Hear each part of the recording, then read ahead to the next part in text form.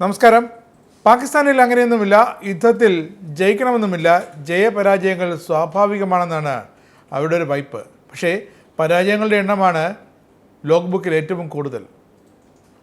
ജയിച്ചില്ലെങ്കിലും ശരി, മുതിർന്ന സൈനിക മേധാവിമാർക്ക് പദവികൾ വാരി കൊടുക്കും.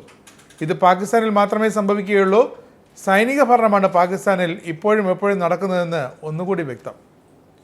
ഇന്ത്യയെ ഈ മെയ് മാസത്തെ യുദ്ധത്തിൽ വിജയിപ്പിച്ച ബങ്കർ മുനീർ അങ്ങനെ പാക് സേനയിൽ ഫീൽഡ് മാർഷലായി ഉയർത്തപ്പെട്ടു. ഫീൽഡ് മാർഷൽ പദവി നൽകുന്നത് യുദ്ധത്തിൽ അസാധാരണമായ വിധത്തിലുള്ള സേവനങ്ങൾ നൽകുമ്പോഴാണ്. പ്രധാനമന്ത്രി ഷാബാസ് ഷെരീഫിന് വേണ്ട പിന്തുണ നൽകിയതിനുള്ള മണ്ടൻ അംഗീകാരം. അങ്ങനെ മാത്രമേ ഈ ഫീൽഡ് മാർഷൽ പദവി ദാനത്തെ കാണാനുമാകൂ.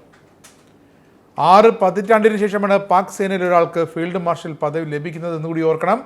1959 ജനറൽ അയൂബ് ഖാനാണ് അവസാനം ഫീൽഡ് മാർഷൽ പദവി നേടിയെടുത്തത്. അതും ഇന്ത്യയുടെ പലതവണ പരാജയപ്പെട്ടതിൻ്റെ പേരിലാണ്. തോൽവിയുടെ ചരിത്രം വീണ്ടും പാകിസ്ഥാനിൽ ആവർത്തിക്കുകയാണ്. യുദ്ധത്തിൽ അസാധാരണമായ വിധം പ്രകടനം കാഴ്ചവയ്ക്കുന്ന മുതിർന്ന സൈനിക ഓഫീസർമാർക്കാണ് ഫീൽഡ് മാർഷൽ പദവി നൽകുന്നത്. ജനറൽ കരിയപ്പ അടക്കം ഇന്ത്യയുടെ യുദ്ധവീരന്മാർ നിരവധിയാണ് ഫീൽഡ് മാർഷൽ പദവി കിട്ടിയവർ. അവർക്കൊപ്പം ഈ പാകിസ്ഥാനിലെ ഫീൽഡ് മാർഷൽമാരെ ഒരു കാരണവശാലും കൂട്ടിച്ചേർക്കാൻ പറ്റില്ലെന്ന് ഇപ്പോഴെങ്കിലും മനസ്സിലായി കാണും. ഇവിടെ ഇപ്പോൾ പാകിസ്ഥാൻ്റെ major general Asif Munir field മാർഷലായത് എന്തിനാണ്? ഇന്ത്യ പാകിസ്ഥാനിലെ 9 ഭീകര കേന്ദ്രങ്ങൾ തകർത്തതിന്, അത് ഒന്നും ചെയ്യാതെ മിണ്ടാതെ നോക്കി നിന്ന് കണ്ടതിന്. അതുമാത്രമല്ല, ഇന്ത്യ പാകിസ്ഥാനിലേക്ക് മിസൈൽ വർഷം നടത്തിയപ്പോൾ വ്യോമസേനാ കേന്ദ്രത്തിലെ ഒരു ബങ്കറിൽ കയറി ഒളിച്ചിരുന്നതിന്. എന്തായാലും ബങ്കർ മുനീറിന് ഇപ്പോൾ ചേരും ഫീൽഡ് മാർഷൽ എന്ന പദവി. അതിൻ്റെ ആഘോഷങ്ങളും തകൃതിയും നടന്നു എന്നാണ് വിവരം. പക്ഷേ അതും ആഘോഷങ്ങളുമൊക്കെ ഇന്ത്യൻ മിസൈലുകളെ ഭയന്ന് ബങ്കറിനുള്ളിലായിരുന്നു എന്നാണ് പാകിസ്ഥാനിൽ നിന്നുള്ള വിവരം. ഇന്ത്യ പാകിസ്ഥാൻ്റെ എയർബേസുകൾ ആക്രമിച്ച് തകർത്തപ്പോൾ മെയ് മാസം മുഴുവൻ അസീം മുനീർ ബങ്കറിൽ അഭയം തേടിയിരിക്കുകയായിരുന്നു. പുറത്ത് കാണാനേ ഇല്ലായിരുന്നു.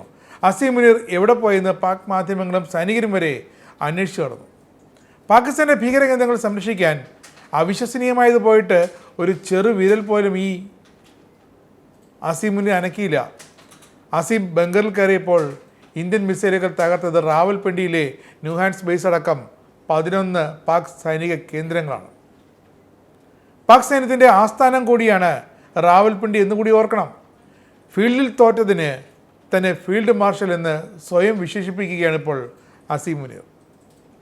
അസീം സൈനിക മേധാവി ആയിരിക്കുമ്പോഴാണ് ജനക്കൂട്ടം റാവൽപിണ്ടി സൈനിക കേന്ദ്രം ആക്രമിച്ചത്. അങ്ങനെ ഇന്ത്യ പാക് യുദ്ധത്തിൽ മാത്രമല്ല, രാജ്യത്തിനുള്ളിൽ നടക്കുന്ന അസ്വസ്ഥതകൾക്കും അസീമിൻ്റെ പങ്ക് ഒന്നുമില്ല. അസീമിനെ കൊണ്ട് അസ്വസ്ഥതകൾ ചെറുക്കാനോ ആക്രമണങ്ങൾ തടയാനോ ഒന്നും സാധിച്ചിട്ടുമില്ല.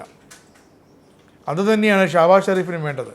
700-ലധികം തീവ്രവാദി ആക്രമണങ്ങളാണ് കഴിഞ്ഞ വർഷം മാത്രം പാകിസ്ഥാനിൽ നടന്നത്. 500-ലേറെ സിവിലിയന്മാരും 350-ലേറെ സൈനികരും കൊല്ലപ്പെട്ടതെന്നാണ് കണക്ക്. ബലൂചിസ്ഥാനിലും ഖൈബർ പഖ്തൂണിലുമൊക്കെ പോരാളികൾ പാക് ഭരണകൂടത്തിനെതിരെ സായുധ മുന്നേറ്റം നടത്തുമ്പോൾ നിശബ്ദനായിരുന്നു ഈ general Asim Muneer.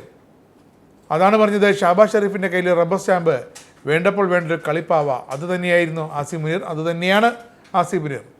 Pakistan super cricket ലീഗിൽ വിജയ ദീപശിഖ വഹിച്ചുകൊണ്ട് ഓടാൻ വരെ ഒരു ഉളുപ്പുമില്ലാതെ നാണവുമില്ലാതെ ഇപ്പോൾ ഇറങ്ങിയിരുന്നു ഈ ആസിം മുനീർ. ബങ്കറിലിരുന്ന് യുദ്ധത്തിൽ നിന്നും ഒളിച്ചു രക്ഷപ്പെട്ട പാക് ജനറലിന് വേണമെങ്കിൽ ഇനിയും തോറ്റതിനുള്ള ഉയർന്ന ബഹുമതികൾ നൽകാം, നേടിയെടുക്കാം. ഇന്ത്യൻ സൈന്യം അപ്പോഴും ജാഗരൂകരായി അതിർത്തികൾ സംരക്ഷിക്കാൻ തുടരും. കാരണം ഇതുപോലുള്ള പാക് യുദ്ധവെറിയന്മാർക്ക് കാശിറക്കി മുട്ടുകുത്തി ഇരുന്ന് വാങ്ങിയ നെഞ്ചത്തെ മെഡലുകൾ ഒരിക്കൽ അവർക്ക് തന്നെ ഭാരമായി മാറും. അപ്പോഴും ഇന്ത്യൻ സൈനിക മേധാവിമാരൊക്കെ നെഞ്ചി വിരിച്ച് അതിർത്തിക്കപ്പുറത്ത് ദേശീയ പതാകയ്ക്ക് കീഴിൽ നിരന്നു നിൽക്കും. കാരണം അവർക്ക് കിട്ടിയതൊന്നും, അവർ നേടിയെടുത്തതൊന്നും ഇരുന്ന് വാങ്ങിയതല്ല, അവർ പൊരുതി നേടിയതാണെന്ന് വ്യക്തമാണ്. നിങ്ങൾക്കും ആനന്ദ മീഡിയയുടെ പ്രേക്ഷകരിൽ ഒരാളാകണ്ടേ? യൂറോപ്പിലും US-ലും ആഫ്രിക്കയിലും അടക്കം പ്രവാസികൾ ഉള്ളയിടങ്ങളിലൊക്കെ ജനപ്രിയ ചാനലുമായി ആനന്ദ് മീഡിയ ഒപ്പമുണ്ട്. ഏഷ്യാനെറ്റ് ഫ്ലവേഴ്സ് അടക്കം നിങ്ങളുടെ വിരൽത്തുമ്പിലെത്തും. ആദ്യം റോക്കു ബോക്സ് സ്വന്തമാക്കുക. അതിൽ നിന്നും ആനന്ദ് മീഡിയ ആപ്ലിക്കേഷൻ ഡൗൺലോഡ് ചെയ്യുക, ഇൻസ്റ്റാൾ ചെയ്യുക. എന്നിട്ട് 02085866511 എന്ന നമ്പറിൽ ഞങ്ങളുടെ കസ്റ്റമർ കെയറിൽ ബന്ധപ്പെടുക. അല്ലെങ്കിൽ +91 735 660 3747 എന്ന നമ്പറിൽ വാട്സപ്പ് ചെയ്യുക. ആനന്ദ് മീഡിയയുടെ സേവനങ്ങൾ സ്വന്തമാക്കുക. മറ്റു ചാനലുകൾക്കൊപ്പം ആനന്ദ് TVയും എൻജോയ് ചെയ്യുക.